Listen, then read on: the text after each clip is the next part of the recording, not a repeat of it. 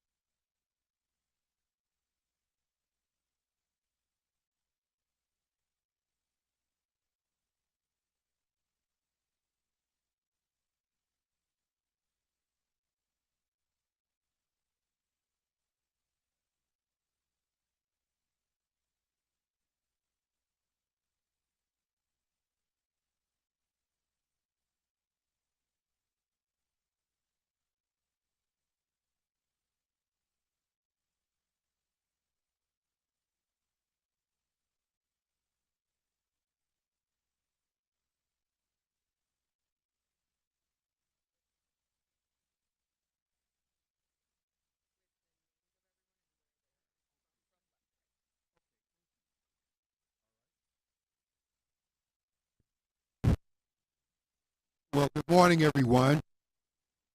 We are going to get started. We try to allow this time for fellowship and talking and mingling.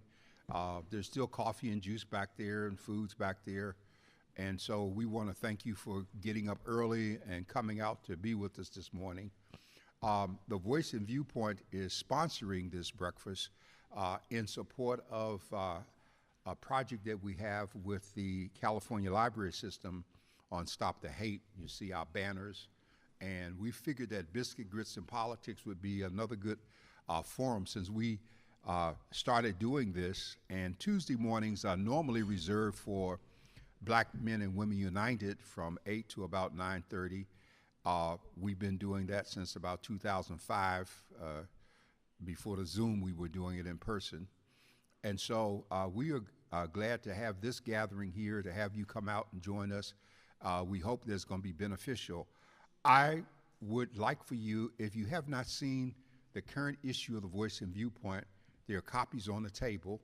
And what's so special about this issue is there is a magazine insert that represents our 6th annual report on minority health. And we deal with all 6 of the major ethnic health groups in terms of who they are, the culture, the backgrounds, the diseases that people are subject to, and it's a keep piece. It's not dated, and so that was one of the reasons we did it as a magazine. And the other reason is that those who are sponsors in there, such as the County of San Diego, UC San Diego Health, those sponsors have QR codes on their ads. And if you go and scan the QR code, you can pull up commercials and data that they have either on the internet or from television. And those things that we're going to kind of run indefinitely almost. And so one of the things I want to do in reference to that issue is it's such an outstanding issue of the paper. It goes to the White House. It goes to the members of Congress in terms of the Congressional Black Caucus. It goes to the California Legislative Black Caucus in Sacramento, and then it goes to members of the healthcare community. So I would like for LaTanya West to stand, please. She's so bashful. All right. No, keep standing for a moment. All right. Anxious to sit down. LaTanya is the managing editor of The Voice and Viewpoint. And LaTanya is responsible for what you get. I know y'all want to give me credit for it, but I don't see it till she lets me see it. We talk about it, and she takes my wild ideas and makes them work. And so I like for people to know who LaTanya is and what she does, because, you know, we're still people that are driven by a background and titles and all that kind of crazy stuff. Dr. Berkman's going to tell you about those ailments that you have when he speaks. And so LaTanya, you know, we kind of blessed here because LaTanya, like Dr. Thompson, both of them are Berkeley graduates, okay? And not only is a Berkeley graduate, but NBC, she's done stuff with them.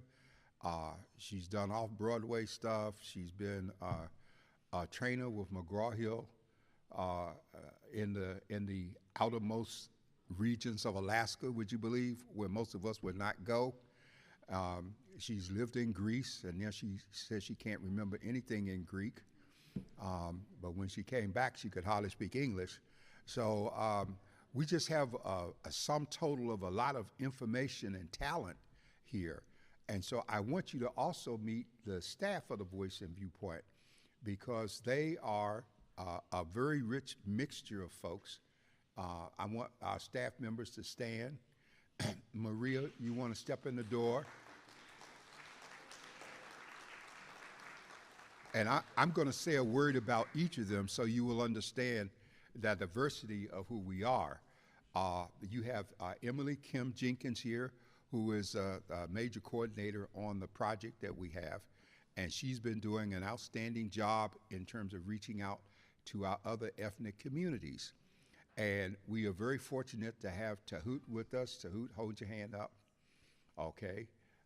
She's one of those recent UCSD people that works as an assistant to LaTanya.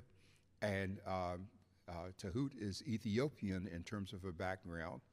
And so she is playing a major role in communicating with some of the communities, because the Voice and Viewpoint, if you look at our logo, it says serving San Diego's African and African American communities.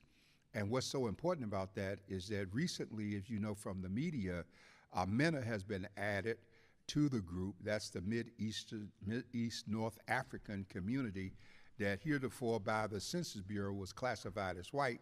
So we have people that are a part of what we're doing. And then moving from Tahoot, the lady back there in the sweater with the hair flowing down, looking all around, is Sabine Kepler. And so Sabine has been with me over some 10 years. She's a right arm.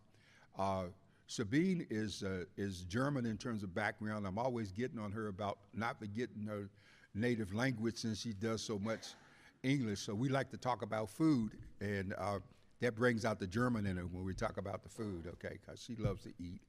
And so then we have next to Sabine, Macy Meinhardt. Macy, hold up your hand.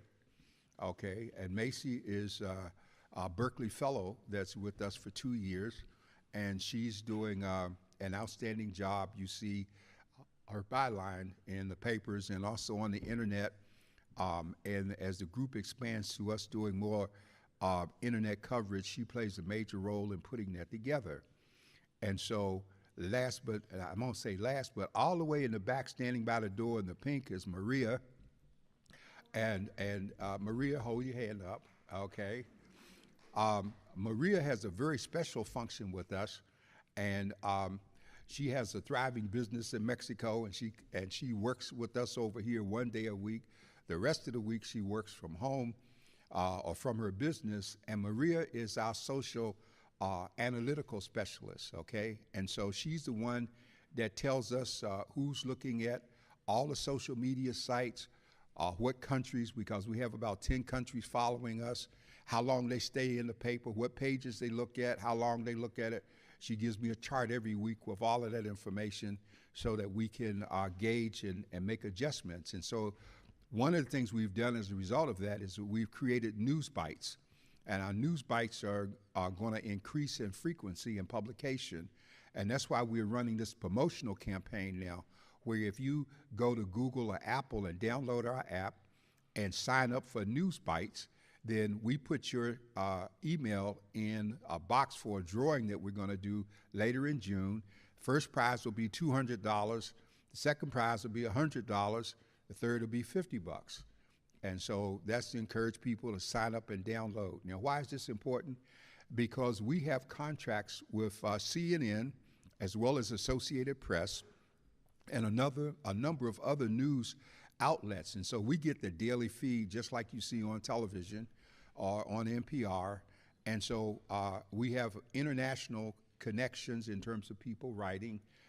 We have a woman in Great Britain that does a great deal of our coverage of African countries. Lisa? Did I miss something? Yes, and Emily is moving in the direction of doing more than that. We are shifting functions, okay? And so then, last but not least, in terms of staff standing here, we have Jayla. Jayla, hold up your hand. Jayla is the engine that makes it all go. When you call the office, she's our director of first impressions. That's the title that we have there, okay? And I mean, she knows where everything is. She keeps my calendar because before Jayla came, I didn't keep a calendar. My attitude was if I remembered, it was okay. If I didn't, it wasn't important. And they said you can't function like that anymore. You know, you gotta keep appointments. So Jayla is instrumental in making that happen. Now, the people that you don't see here, and I'm taking time to do this because if you come by our office, you just see a few people there. You say, oh, well, nobody works here. They all out to lunch or something. But we've got people in Alaska. We have graphic artists there. We have graphic artists in Florida. We have them here. And then we have the person that does our legals is in Atlanta. And so our staff is really scattered. And LaTanya is the one who keeps up with all of these folks every week. You all can be seated. She keeps up with them. They have team talks and Asana, and so it works like a well-oiled machine. And so I don't want to leave out Rochelle Porter there, who is standing around with her camera, because she is always present to help us, okay? And I want to give a special thanks to Nellie's Kitchen, because they're the people back there making the food work. And they're so good that they got in here a little before you, and you got hot catfish and biscuits and grits, and you can have seconds if you like, I think. We'll see. As long as you don't try to take none with you, you know, we don't allow carry out, but you can do that, okay? And so I wanted to walk through that list. Dr. Thompson has his staff here. We're filming this, and we upload all of these elements to our site. The meeting that we had last Thursday at the Live Well Center, which was law enforcement and Stop the Hate, emphasis on our groups, that is already up on the website. And the ones that we've done before are uploaded. So you can go to our website, and if you have questions as we get through the day, there are numbers here in terms of the numbers that one can call in an emergency, and so that makes a big difference. I want to give a special appreciation to Dr. Susanna Fallow, who is always there helping and working with us. Everybody knows who she is. Okay, great. And needless to say, this would not be possible without Miss Rosemary Pope, who is our host here. And, you know, Mrs. Pope and the Voice and Viewpoint, we go back, oh God, over almost 40 years. We go back to when she was just dedicated to trying to help seniors, and we started having her write a column for seniors only in the Voice and Viewpoint. And so we were there through the whole thing, to the establishment in Gateway, to moving over here, and we've never stopped being supportive of this location. Now, I want to put in a plug too, Rosemary. Are there any of you in here who are pool fans? Like to shoot pool? Hold your hands up if you. Oh, you don't have to be bashful. We're not going to. Okay. Let me. I just want you to know that the senior center here has a mahogany state-of-the-art pool table back there. Okay, and that pool table is a gift from me in memory of our late pastor and co-publisher Jerry Warren, who loved pool more than Minnesota Fats. And so we had this table, and in the passing, we thought it would be put to good use here at the senior center. So if you want to shoot pool, you can come here. She'll show you back to where it is, and it'll make a big difference. Now, the one person that I really save for the very end is my dear wife, Dolores Van Rensselaer Warren, and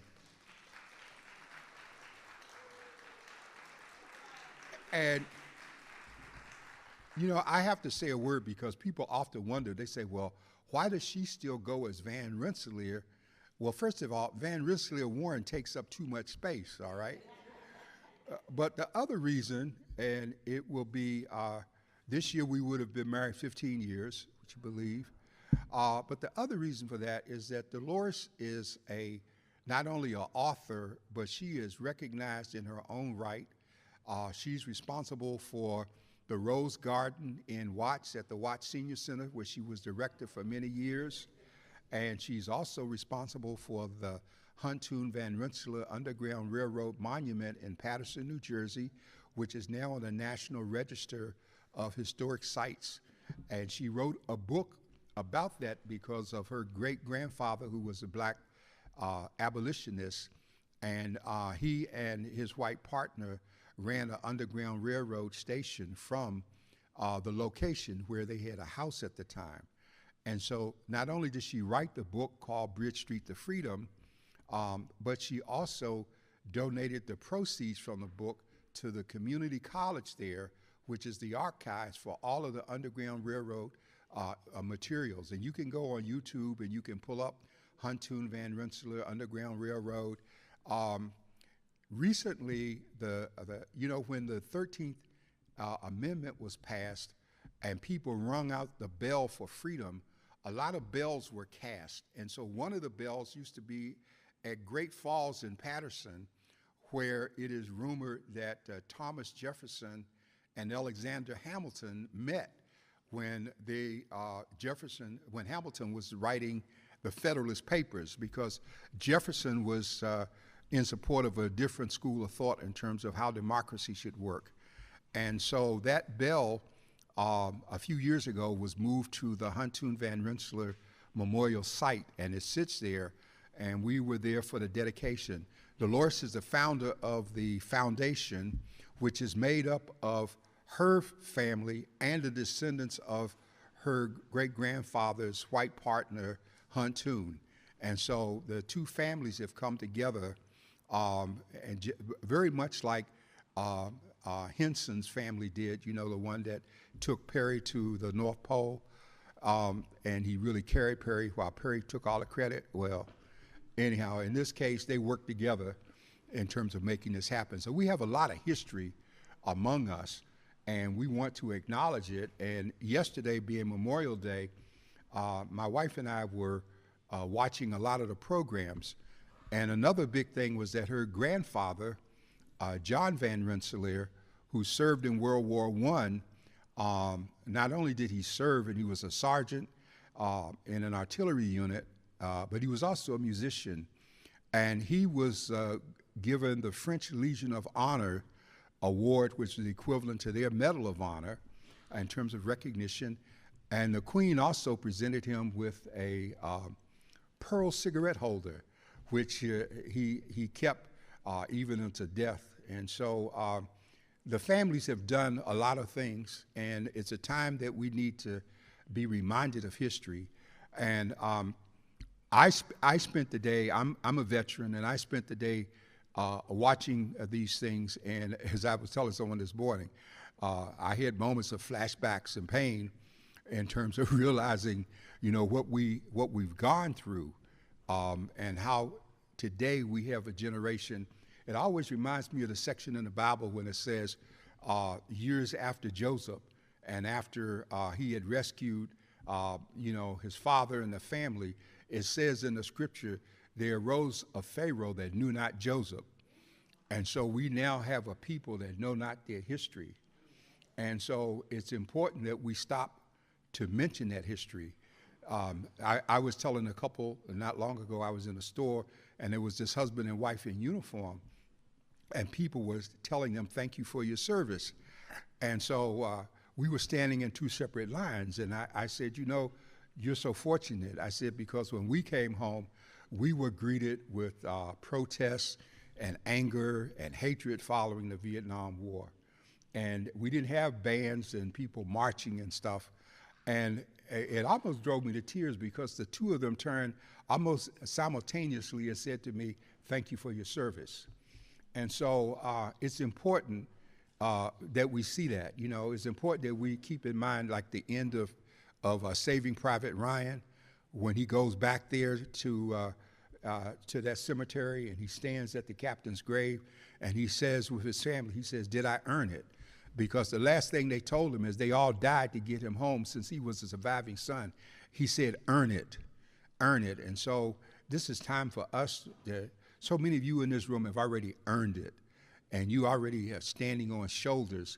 But I'm concerned about the people who are standing on your shoulders who think they're standing on the ground, and they don't realize that they're standing on your shoulders. And so with all of that, I've had my publisher's prerogative here, and I thank you for listening. I want to move on to our program. And so one of the things we're doing this morning in terms of the way this is structured, the very first person, we have a number of people that we invited to sit up here in these chairs.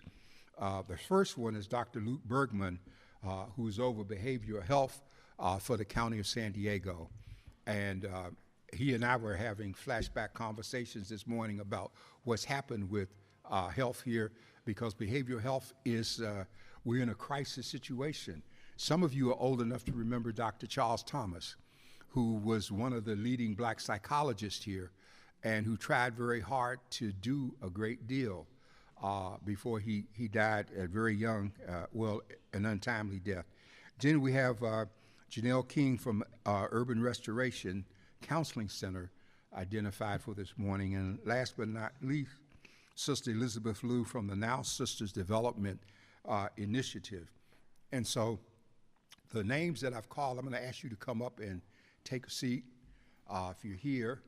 And so you can bring your coffee with you if you like. If you need a refill, we'll get you one. Okay, all right, great. And so what we're going to do is our theme this morning, and we're talking about mental health and communities. And we are in a mental health crisis. The reason we have pulled this topic in with the Stop the Hate campaign, because a number of people are victims of hate because of some characteristics. It can be gender, it can be disability, and that's one of the key things that we want to look at. It can be association with a group or entity of people that are already disliked by other folks. And we know that California is a melting pot, if you will, okay? And so with those elements in mind, we know that we have a mental health, the appropriate name, as Dr. Bergman would share, is a behavioral health problem, all right? And we don't have the number of beds and spaces that we need. And so Dr. Bergman was talking about this the other night. We were talking about a program he was on. I want him to give us a kind of an overview in terms of mental/behavioral health. And I want you to mention what you were saying about the beds in terms of what we have and what we need, and then we're going to move through. I want you to hold your questions or comments until each of them have spoken, and we do have time. They're going to be mindful of of each other in terms of their presentation because we have time to come back and have questions. We wanted to be interactive. That's why we put the mics up. And if you, we're not doing the pass out cards thing. We want to hear from you directly so that we don't get any secret questions. You know how people like to hide behind a pen and a card. We're not going to have any of that. Okay, so with that being said, I want to turn the mic over to Dr. Luke Berkman, who is the Director of Behavioral Health Elements for the San Diego County Health and Human Services Department. Dr. Berkman, let's give him. Okay. Not yet. See how this goes. Can you tell me first, Dr. Ward, how long should I talk? About 10 minutes to start. Okay. Okay. And then we'll hold up a flag. If you go beyond that, then we bring out the cane and we hook. Okay. Okay. Okay. We're good. Take your time. Okay. I appreciate that. I have been told I could go on. So if it feels okay. You have to talk loud so he'll pick you up on the tape. Okay. Can you hear me? Angle voice. Yes. Can you hear me? Yes. Okay. Great. Thank you all so much for coming this morning. Thank you so much, Dr. Warren, for the invitation. Really appreciate the opportunity to have this conversation. My name, again, is Luke Bergman. I'm Behavioral Health Services Director for the County of San Diego. I've been here about 5.5, 6 years. I spent about a decade before that in New York City, overseeing behavioral health at the public hospital system there. Before that, I was working in Detroit, Michigan at the health department for a number of years. Detroit is sort of my home to the extent that I have one. So anybody here from Detroit? Oh, for real? Oh, and you're from Detroit? Holy, okay, great. So that'll be fun to talk about at some point. I'm going to give like very high level kind of overarching comments about kind of the state of things with respect to behavioral health, and then maybe as we kind of have other panelists contribute and get into more of a dialogue, we can dig into some things. The most important thing to know about the behavioral health kind of care system that we have is that first and foremost, it's nomenclature, it's terminology that is meant to refer to mental health and substance use disorder, right? And so that's a thing that there's still, I think, as Dr. Warren is kind of flagging for, still some confusion about. It's still kind of relatively new terminology. And in fact, sort of within that umbrella, the phrase substance use disorder is itself still kind of catch and hold, right? You hear still very often people say substance abuse, right? Or substance abuse disorder. And that is now eliminated from the kind of diagnostic Bible of psychiatry, which is called the Diagnostic and Statistical Manual, the DSM. Substance abuse is no longer a thing. We now have a disorder that we call substance use disorder. Part of what that is meant to flag is that language is incredibly important in how we talk about the health of our brains, the health of our senses of ourselves as people. The language that we use shapes the ideas that we have about the broader world and about ourselves. And if we have a phrase long-standing in our vocabularies like substance abuse, we will have a very hard time wrapping our arms around people who are suffering with an illness, right? Why is the word abuse so prominent, right? And so there's a recognition that it doesn't make sense, frankly, to perpetuate that phrase. The strangeness of the vocabulary, right, and like the fluidity, the fact that like, man, this is all changing, and it's all kind of like it's all loosed from any sort of real anchor, right? Suggests, I think, something else that's really important about behavioral health, and that is that it is, and this is a thing I think that is, I was talking with my new friend TJ Harris here at the front table. He asked me, what is the most important thing that we address kind of within the realm of behavioral health for people who are stigmatized in particular? And I would say that is that we make it normal, that we make it feel like the rest of healthcare. And right now, I think most people in this room would agree that it doesn't. That behavioral health is framed as something that is on the margins of healthcare. That while we don't have any problem talking about, in most cases, going to see our primary care physician, and we enculturate our families and our communities about the importance of doctors in our lives, as doctors as sources of guidance and advice for us. We do not talk about behavioral health care in that way, right? Behavioral health care is this thing that sits somewhere else. It's this strange thing. It's got all this funky language that seems always to be changing. It's got no mooring. It's got no anchor in how we conduct our lives and in from whom and from where we get guidance. And that has to change. That is overarchingly the thing that it is most important that we change. We have to make behavioral health care a normal part of healthcare, something that none of us have any inhibitions about seeking and about receiving. And of course, the extent to which behavioral health care is stigmatized relates to the extent to which communities are stigmatized generally, right? So I used to do a lot of work in Detroit, I was mentioning, in what is called inner city Detroit. Detroit is, long-standing, one of the most segregated major metropolitan areas in this country, if not the world. And in the Black community in particular, behavioral health care is profoundly stigmatized. Very few people in the Black community in a place like Detroit are comfortable seeking and talking about getting behavioral health care. There's no discomfort about talking about and seeking physical health care, right?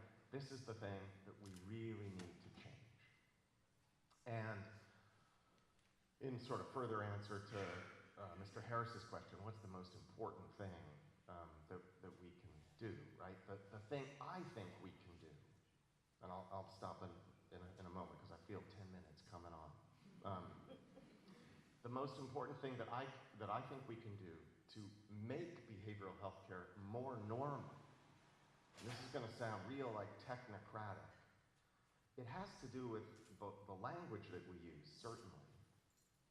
And so it's important that we all sort of I think in unison shift to talking about behavioral health and shift to talking about substance use disorder instead of substance abuse. But the thing that will most profoundly contribute to making behavioral health care normal is changing how we pay for it. Which might strike people as a counterintuitive notion, or maybe a county official being defensive about his budget, maybe. But that's not true. We live in the context of market-driven healthcare, right? One of the things I've said in a few instances, I haven't said it in front of this many cameras before, so we'll see if I'm still the behavioral health director for much longer after this. But I think there are two most profound institutional quagmires. I almost used the word evils, but I'm going to reel it back a little bit and use the word quagmire.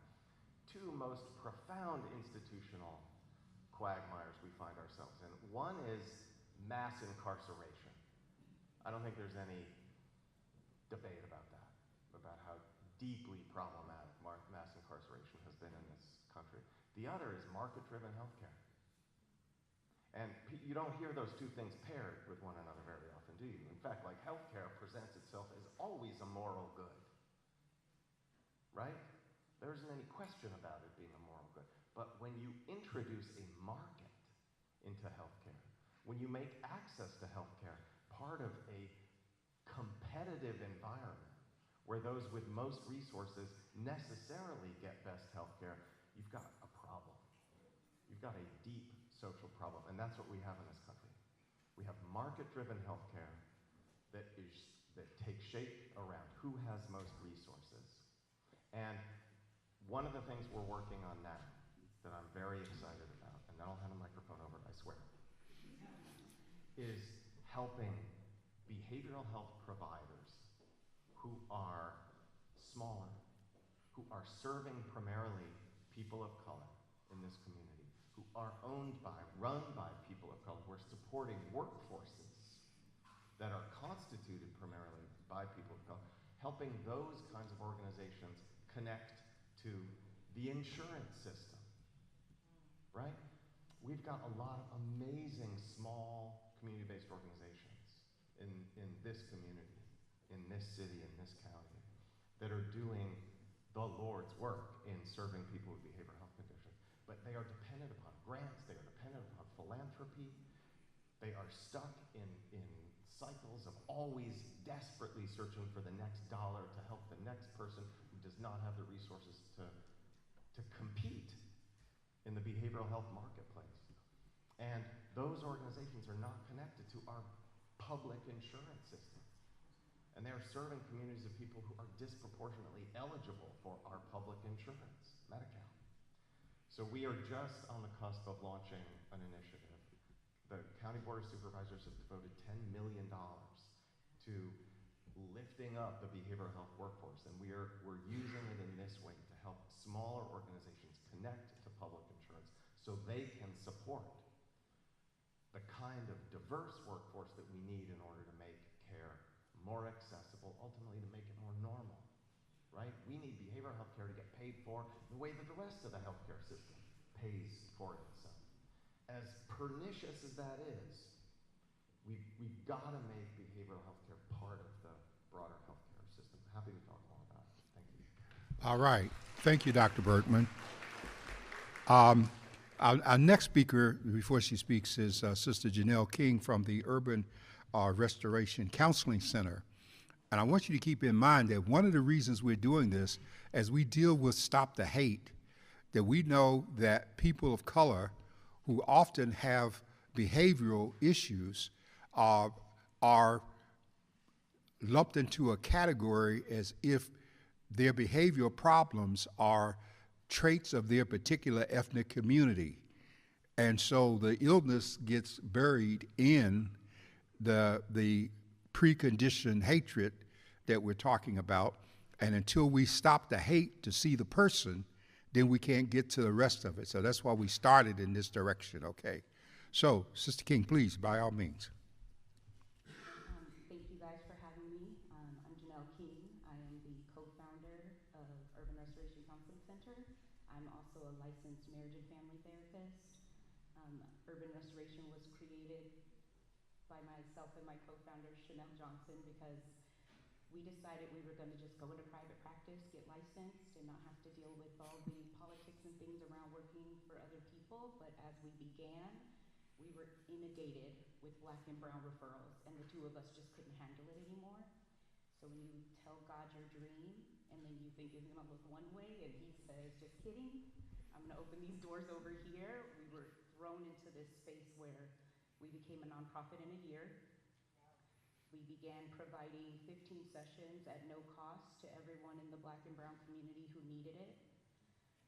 Since our inception in 2018, our first year we provided 50 people with sessions. Last year we provided 400 people with no-cost sessions. So thank you, Dr. Bergman, because what he speaks of is exactly what we're doing, and our approach is coming from a space where we understand that hate has been ingrained into the Black and brown community's bones, and it's caused us to believe what we've been told about ourselves for so long. And the intergenerational trauma that comes with that just continues to be passed down. So urban restoration is working to heal that intergenerational trauma by addressing the spaces that we see need the most attention, which we do community assessments, and we go out and we talk to those who are struggling the most, and we want to make this a very comfortable topic of conversation. So we've created programs to start from birth through the years. We work with maternal mental health. We make sure those parents have parenting classes. We do workshops. We have started working with the youth over at Logan Heights CDC. We provide their mental health and substance use groups and their parenting workshops. We have, I don't want to say attacked, but we are stepping in to heal the domestic violence in our community, we run the 52-week court-ordered groups so that our Black and brown people can actually get to those services at a low cost. Um, we are working with the LGBT community. We have a program, Healing Our Rainbow, that focuses on the family, the trauma that has come from the stigma behind the LGBT community and what they have experienced. I mean, all of us, but the Black and brown community especially in that area. We are working with, now we are trying to start and getting it off the ground, substance use disorder groups. We're working with 3D Recovery.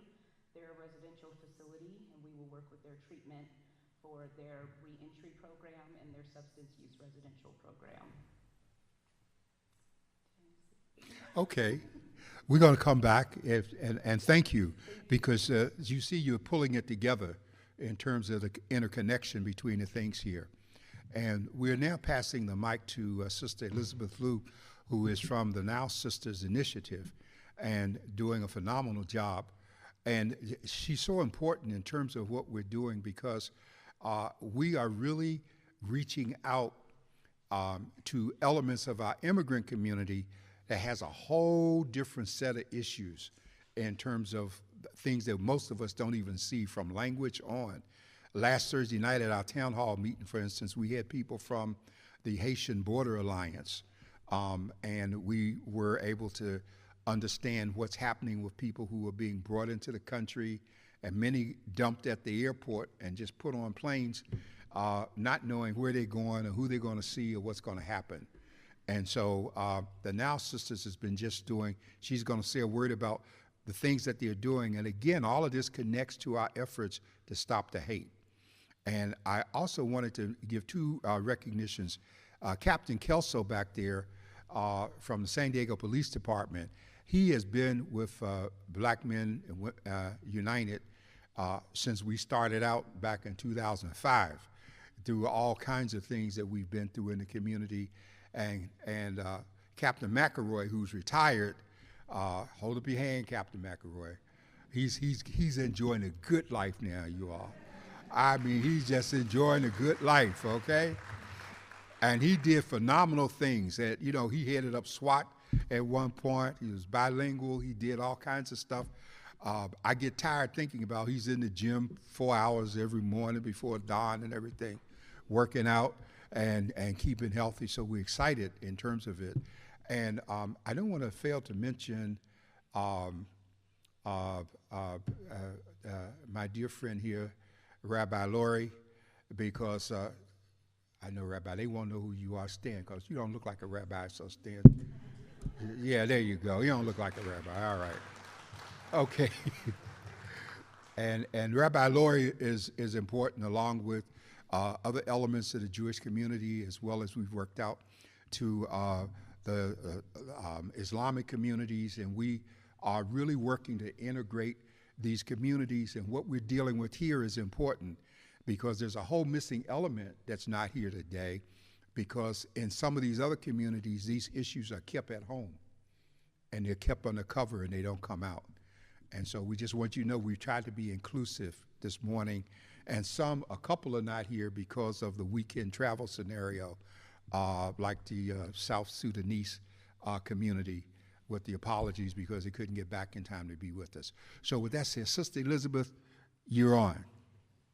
Thank you so much. Dr. Warren, it's so an honor to be here. My name is Elizabeth Liu. I am originally from South Sudan. So rest assured, I will address issues that is facing Sudanese community as Yes. well. Nile Sisters Development Initiative is a nonprofit organization founded by me, and I am the president and CEO of the organization. I started in 2001. Our mission is to educate, support, and provide training to refugee immigrant women and their families so they can become economically self-supported.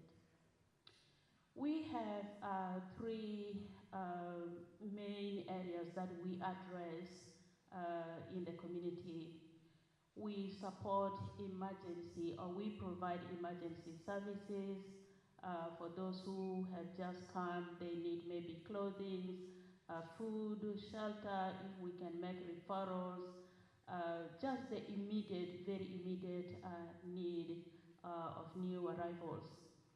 We advocate on health issues, behavioral health being one of the main and major advocate issues that we advocate on.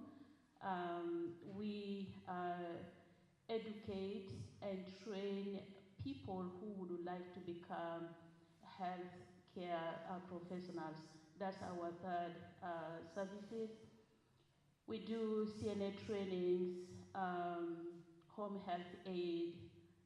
We are advancing to medical and phlebotomy, LVNs, and all the health certification to help individuals quickly get skills and be able to put their families in the right path.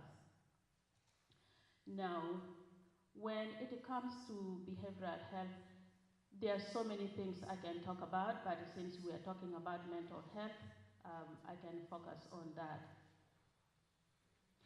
When it comes to mental health, we, the refugees, immigrants, and underserved communities, we are hard hit. We face it more than other people who are maybe born and raised here, or maybe they have better understanding of the U.S. system and financial status. We are more hard hit than other population. And in addition to, we do not have enough resources, if any, we do not have resources to address our issues. As the directors mentioned, it is so right. We work so very hard with nothing, with little or nothing to support our community. Nile Sisters Development Initiative is started providing mental health services to this community since 2016. If you go to nilesisters.org, you will find our publications on issues related to health and mental health. As of now, as I'm speaking to you, we have established behavioral health, working hard every day. I, as Elizabeth Liu, Executive Director of the organization, I work 7 days a week. I was working yesterday up to midnight, and now I am working. You can only imagine, without resources, sometimes I give myself off pay so those who are working with me can get paid. And that is the history, a story of many of other non-profit organizations established by ethnic group. We have licensed therapists who gives counseling and behavioral health services to the underserved. The issues we address are many. It could be domestic violence. It could be somebody who has lost their jobs and they do not know where the next paycheck will come from to meet their rent and their basic family obligation. It could be somebody who has been sick for a long time and they are laid off. So as they struggle to get up and be on their feet, where they will begin, where do they begin from, and who can be that person who can help them. We address financial issues. Some people become stranded, simply they cannot get a job. And you may say, here in the United States it's easy to find a job. Trust me, if you know the language, if you know the system, if you have somebody who can hold your hands, yes, you can say it is easy. But for those who have language barrier, who have challenges to connect with the people. It is not easy.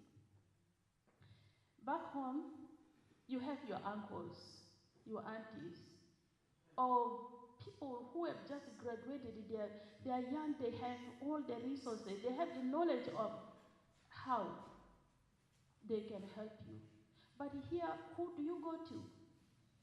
When I came to United States in 99, June the 3rd, I'm about 20 plus years now in San Diego. San Diego is my first uh, city, county, and since then I've never moved out. I love San Diego.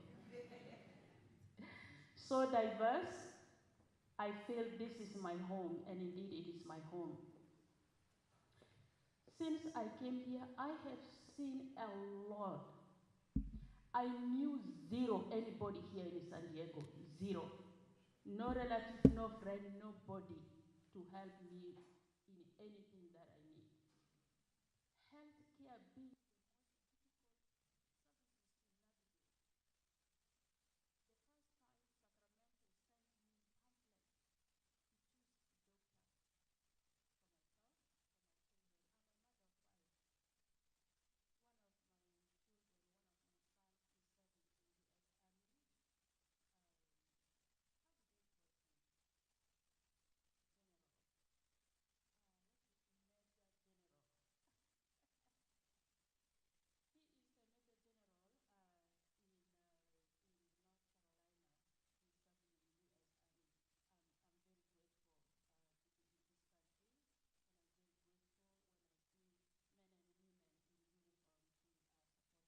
and keeping peace in this country, I'm very grateful.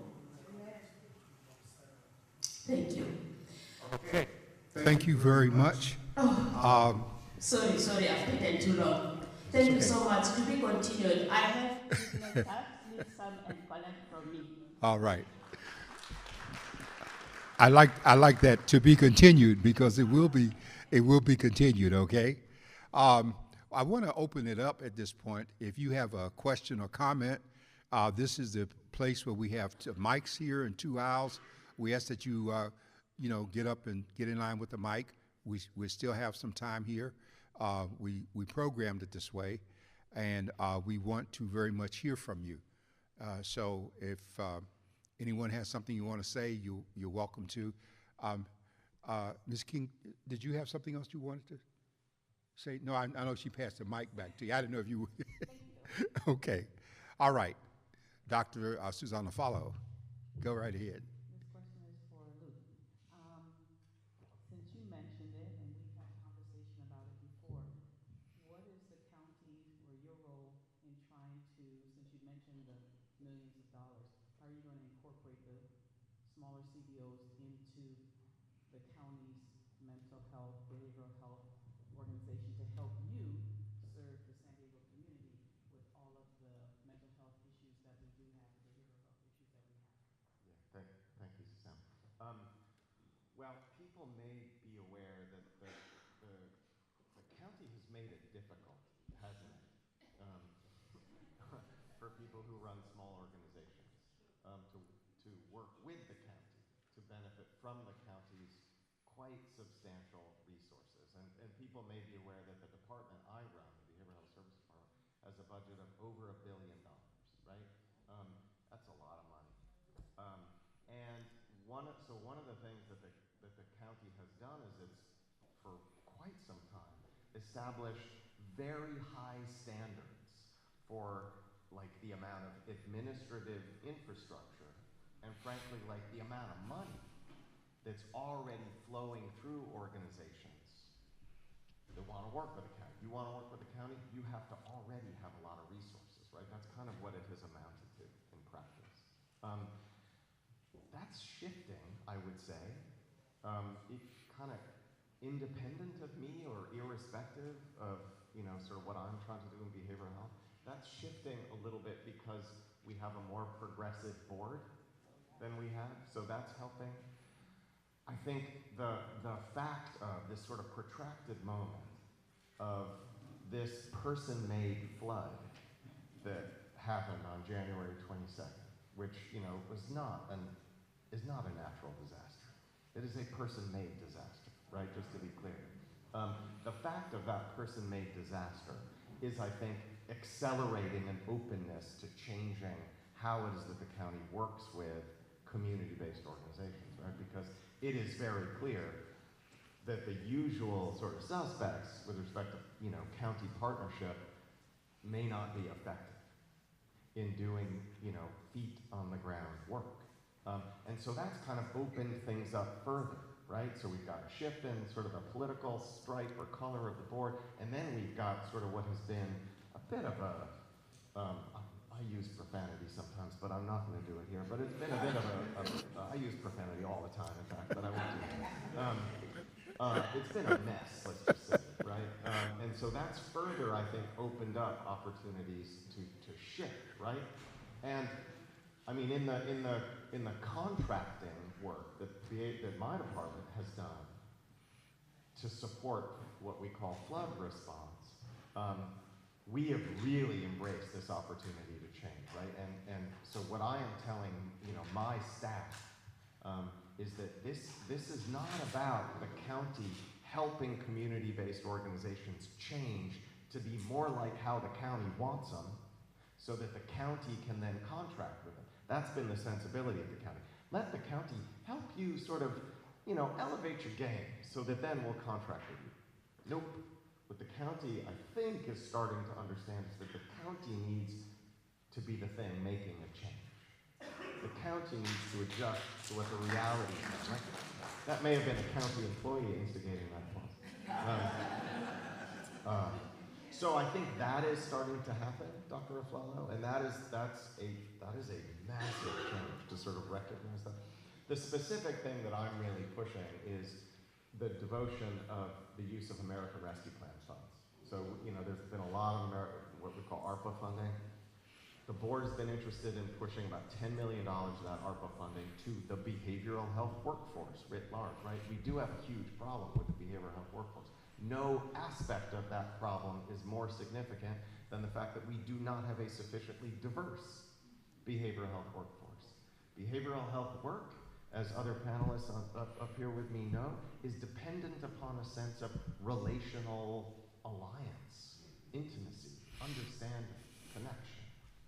Cannot have people who look like me be the only people doing this work, right? And we've got disproportionate need among communities that do not look like me, and do not look like, frankly, way too many of my staff and leadership at the county, right? And the way to really change what we look like as a field is, I think, not just like by going to educational institutions and creating pipelines. We're doing that. We're pushing $75 million over the next 5 years into creating more behavioral health workers. We are doing that. But this, that's good. But the $10 million I want primarily to go towards helping small community-based organizations run by people of color, providing services. I am so glad to. I'm glad to hear that, because let me say two things here on what you just said. First of all, a lot of people get confused because the people that we see, like Dr. Berkman in the county, are not the people that are involved in contracting when it comes time to let the contracts.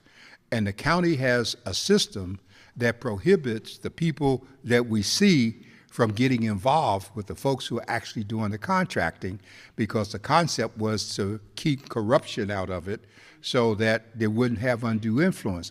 But the public doesn't know that. All we know is, like we've been doing business with the county since Palavatry, Harmonious Solutions. We stepped up when they ran into difficulties with their contracts. We did community meetings. We go back some 20 years ago when we were holding joint meetings with Health and Human Services and the various African communities who were coming out and making it clear that there were not enough interpreters and there were not enough people speaking the various languages that were involved in what we were doing. And I know in recent years, I think it was a few years ago that the county had to turn some $3 million back that didn't get used in behavioral health. And I've always been saying, well, how can we have behavioral health when they don't do business with us, and we're the ones that's been the major partner on the front line, like during the pandemic? We were the ones that published the health ordinances for people who weren't on the internet, because 49% of the people in San Diego County don't have internet services.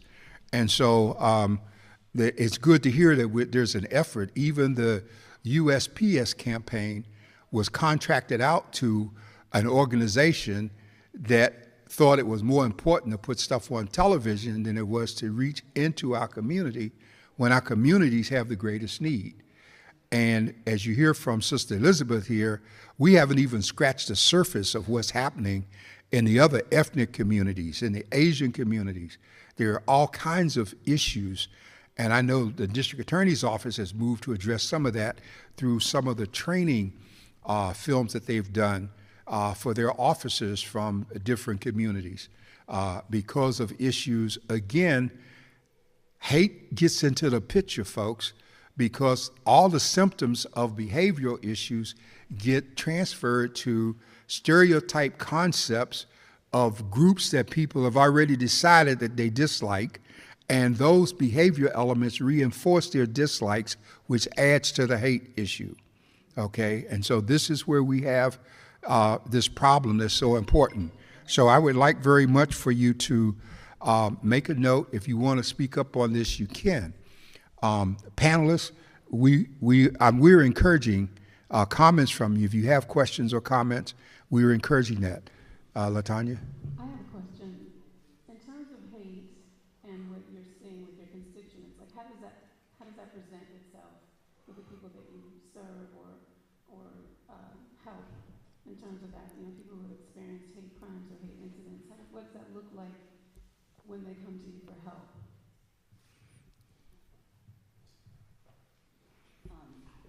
Well, I think first understanding how trauma stunts the growth of your identity is something that has become very apparent in the healing of trauma. So when we have people that have come to us who have experienced hate crimes or are living in a community where they receive a lot of hate, the things that they are told about themselves are often believed, or they start to internalize.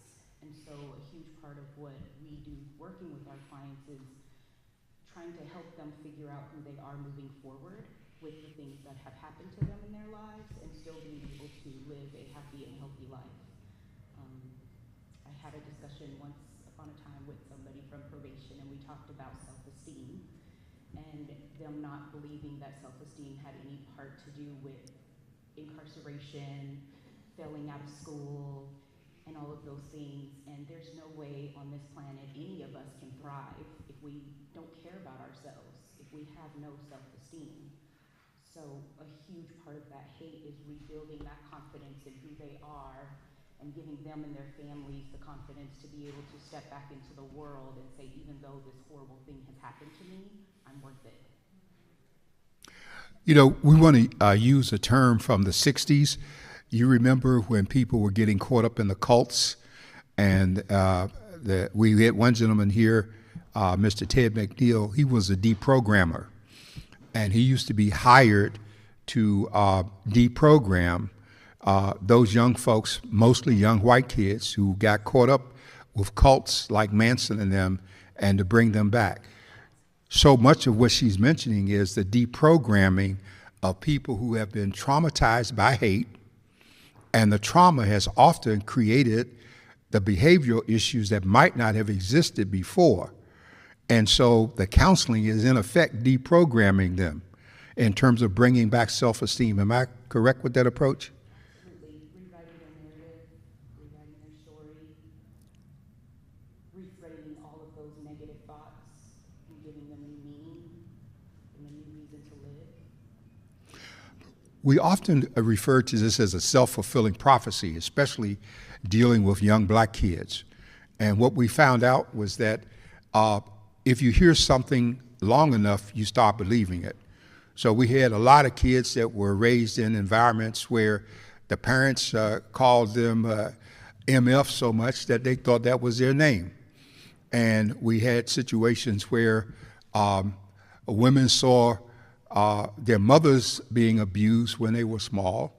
They grew up thinking that unless a man really hit you upside the head, he didn't really care about you.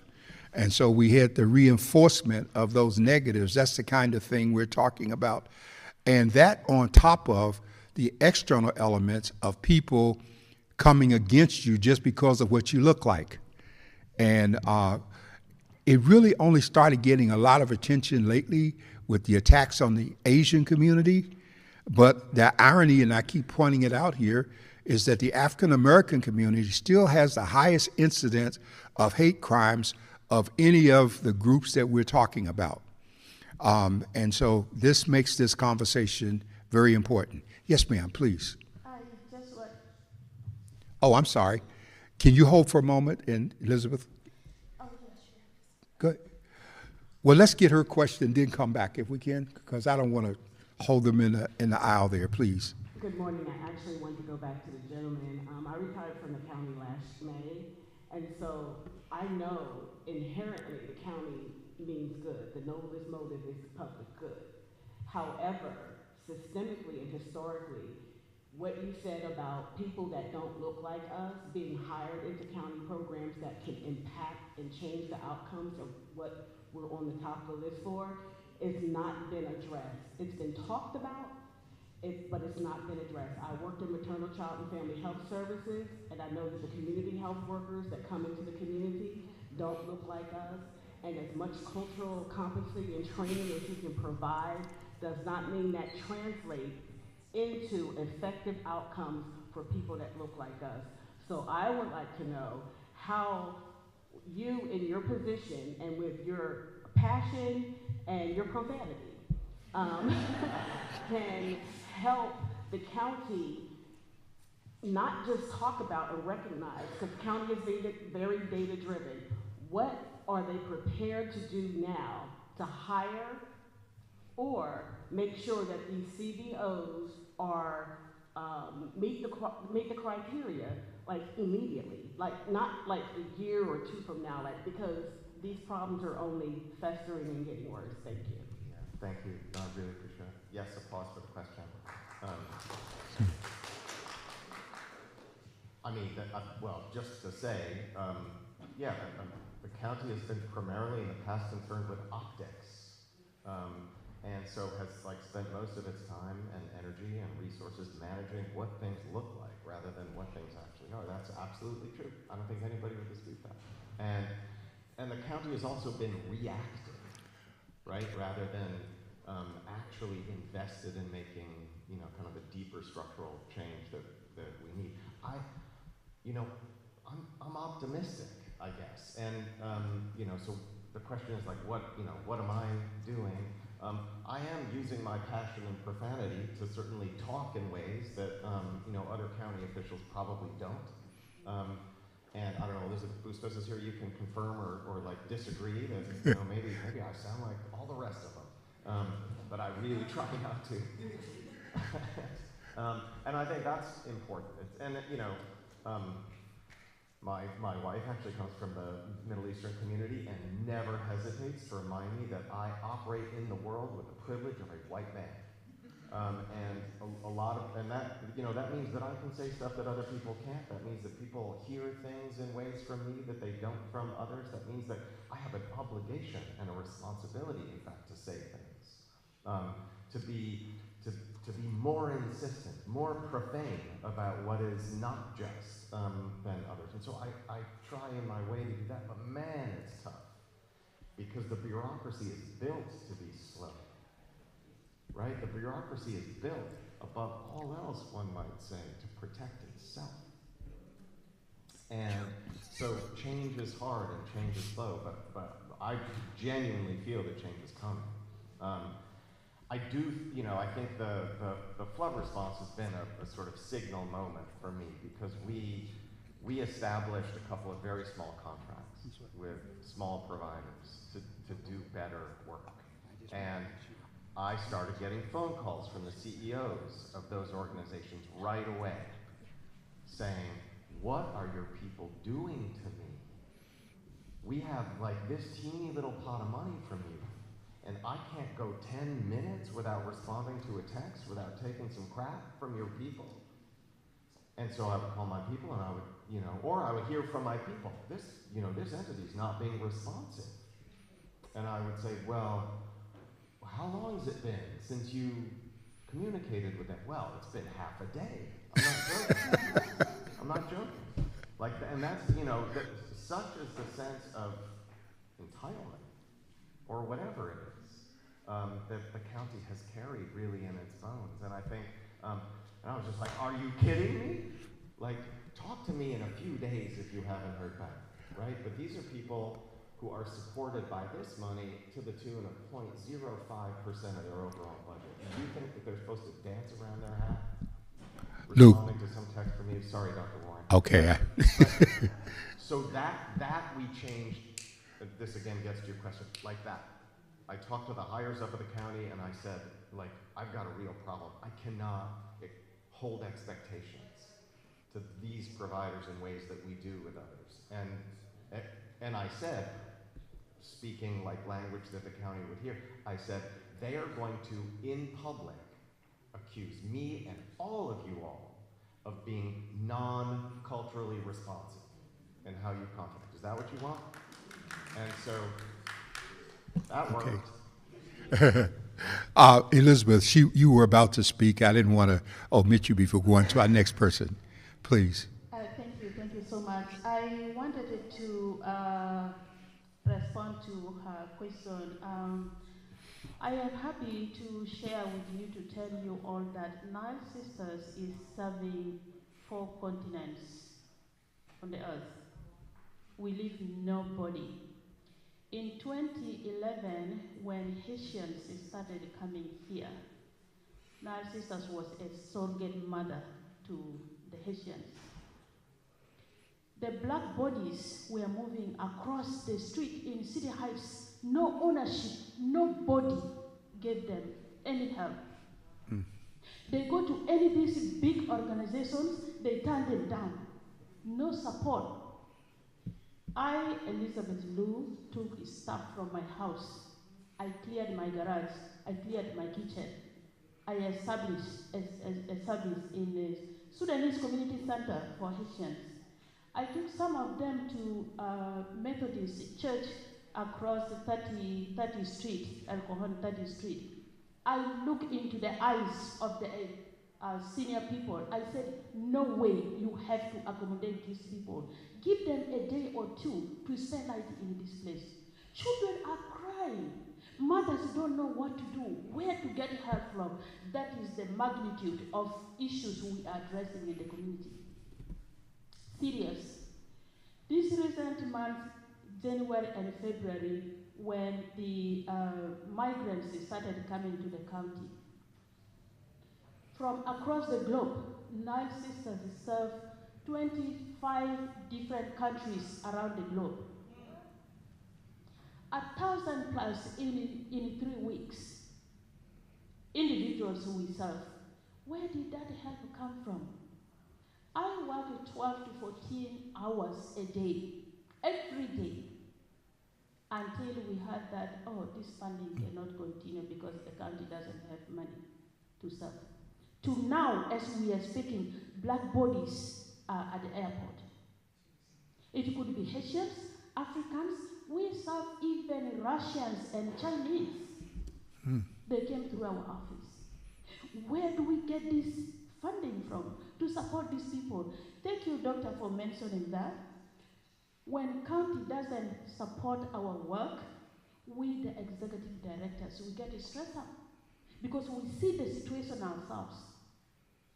So we need support like nobody's business.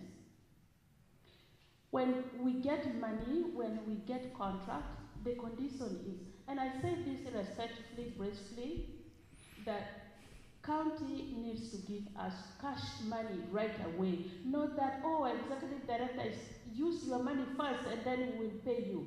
Where do you expect me to get the money from? Do not tell me to spend what I don't have when lives are struggling and perishing, almost perishing, of hunger, of stress and depression. So I will stop here. Thank you. All right.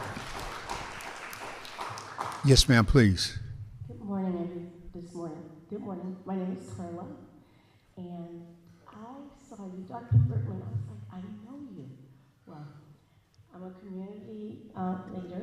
was chosen to be on the Substance Abuse Task Force for fentanyl. And one of the things I've been saying something in everyone's ear here, but in being chosen to do that, the fentanyl issue is improved in the white community, but it is still got dismal improvement in the African American and the Hispanic community. I have been chosen, I'm on the Prevention and Education Committee. So we are going to be reaching out through churches, and Dr. Bergman is one of the people, and we'll have as many other people where through that we will have people that can talk about that. We have got to get control of it. We have to get control of it. So I sent little notes to some of the people, and I just want you to know. And I am bilingual, so I will be working with the Hispanic people as well. Yo soy bilingual. Yo soy bilingüe, entonces yo puedo trabajar con la gente que puede hablar español. So I will be reaching out to you, but we do have to get control of it. And so we're thinking through the black churches, that's one way. And you in the middle, I want to applaud you. She offered free counseling to the flood victims. So God bless you for the work that you do. And I'm Carla. If anybody's interested, let me know. We do need to get the paper involved. We need to get the radio involved. We need to reach our people to get the people, the black and brown people, the drug issue. We need to get it down. So, thank you. All right. Yes, Sister King wants to respond to you. Go ahead. As I had said, we've really been working in specific areas where we see generational trauma happening, and substance use has been such a huge. We've attacked family violence, we've attacked maternal mental health, and making sure that when they come home with baby, they are good to go. They know they have support, they know what to do. The youth who are in and out of incarceration, and our new is substance use. I've been speaking to so many people in the community, and our black and brown people do not have enough access to those services, nor do they have the ability to pay for those services. So with Urban, we have been really working our hardest to just eliminate those barriers. Access to, I have 27 therapists of color, to eliminate that problem of going to somebody who does not look like them, who they cannot immediately connect with and begin to trust to even start that process of healing. But on top of that, the intensive outpatient services where they need more than just 1 hour a week of therapy, right? And so we will be giving them, it starts at 9 hours, they can go to 20 hours of services where they won't only be learning about substance use, but they'll also be addressing every part of their mental health and their family's mental health on a team, complete wraparound where they're gonna get case management. I have peer-to-peer support. I have employment help. I have educational help for adults who need it. So we are working our butts off to make it happen, but we are addressing it. Thank you for all you do. I do believe some of the self-esteem issues, particularly in the African American community, is about learning about your history and understanding that. So hopefully through the education system, that will go hand in hand. I have one more question. I studied cognitive psychology, also known as human factors engineering, and this is for you, Dr. Warren, Dr. Bergman, at UC San Diego. Now, there's a stigma about mental health and getting the treatment. In my mind, physiologically, this is the CPU. It operates everything. So if it's something physical, my heart, or something they can deal with that. But how do we make people understand the brain is the CPU and it runs everything? And so when there's the adrenaline and things like that, other serotonin levels and things like that get depleted. How do we make people understand that it is a physiological situation? Oh, that's an easy question. I'm going to just say one thing real quick, and it does actually get back to how do we pay for this stuff? What I think will most dramatically impact the challenge that you're describing is by pushing behavioral healthcare into primary physical healthcare, so that when you go see your doctor, you are getting care for your mind and body at the same time. And this is a thing that can happen. It is not difficult work, frankly. My stepdad right now is going through a terrible thing where he's got incapacitating anxiety disorder, and he's got huge blood pressure problems. And medications for blood pressure and medications for anxiety disorder don't always work well together. And he cannot find a healthcare provider who understands the relationship between lisinopril and Zoloft, for example, right? And it's nuts. I mean, he cannot get out of bed right now. And he's just like, I just need a doctor, I just need a doctor. I mean, it's nuts. And why don't we have more care like that? Because that's not how we pay for it. We pay for care in increments of 15 minutes in primary care settings. We want to change that. We got to pay for care durations that are slightly longer. We have to incentivize physicians like Dr. Aflalo to invest in behavioral health care. It's frankly not that difficult to be incredibly meaningful in the context of a primary care visit. That's where I think we should really be addressing this first and foremost. Well, one of the problems we have in California on that point, and a lot of people miss this, back in July, I think, that was the new fiscal year, we had a scenario where a change occurred in Medi-Cal.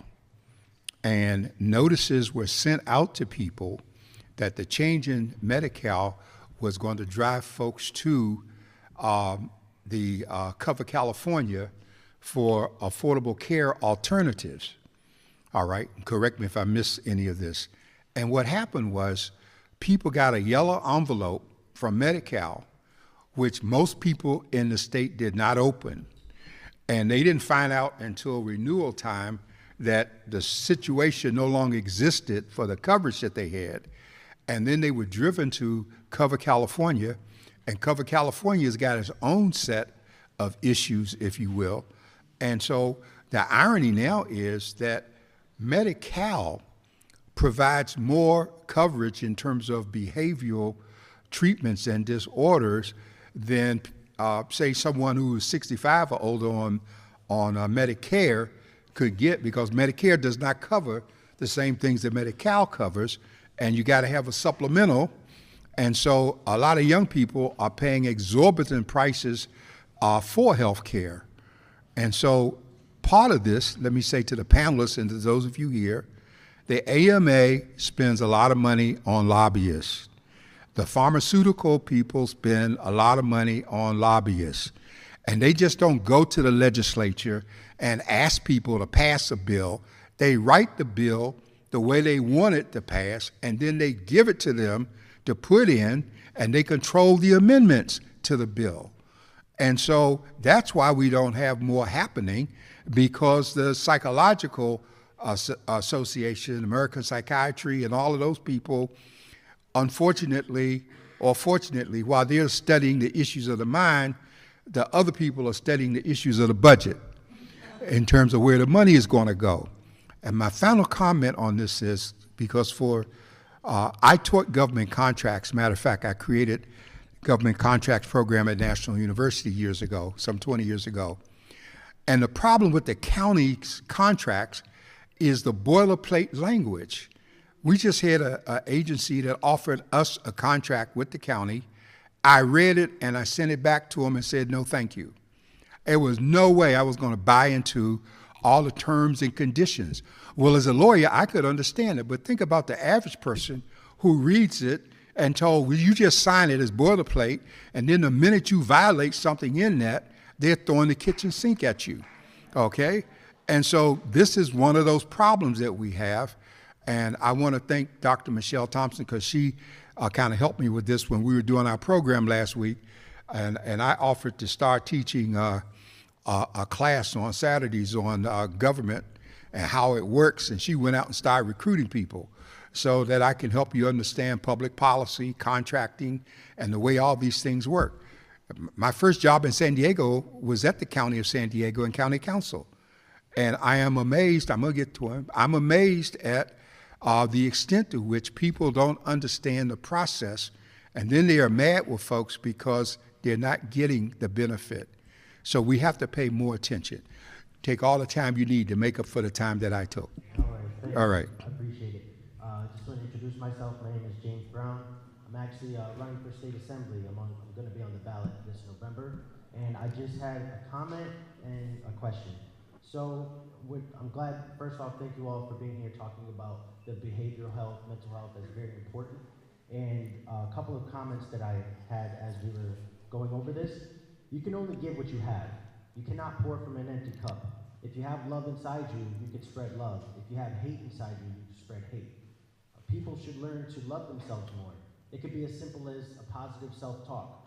Negative self-talk really does have a great impact, especially on the younger people. They need to really learn how to control their minds. People tend to internalize these negative words, especially that they're being told about themselves. And so I say that we do need to teach the young people how to have a bulletproof mindset. You know, that doubt really has killed more dreams than anything else. You know, and a positive self-talk is essential for improving your self-confidence. Another analogy is just like a boat, how it can only sink when the water gets inside of it. It's the same with your mindset. If you don't internalize that negativity, you don't let that inside you, then you can stay afloat towards your goals and your dreams. And so, you know, as mentioned, I'm running for state assembly, and so my question is, aside from just writing a check, what more can our political leaders do to help better serve our communities in terms of improving the behavioral and mental health?